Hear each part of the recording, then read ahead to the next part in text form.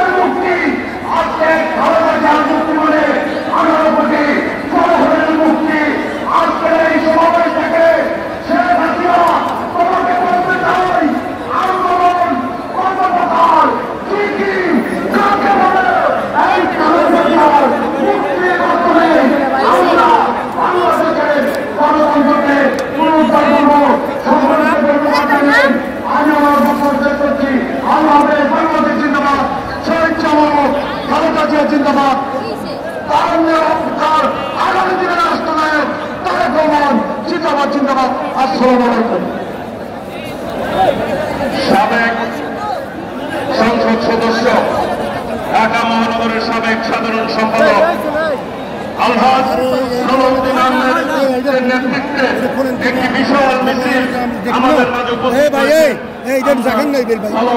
ধন্যবাদ জানাই। আপনাদের সদস্য সচিব গোপনের নেতৃত্বে একটি মিছিল এসেছে, আমরা ধন্যবাদ জানাই। এই পর্যায়ে নারায়ণগঞ্জ জেলা বিএনপির বিপ্লবী সভাপতি সাবেক এমপি আলহাজ গিয়াস চৌধুরীকে বক্তব্য রাখার আহ্বান জানাচ্ছি।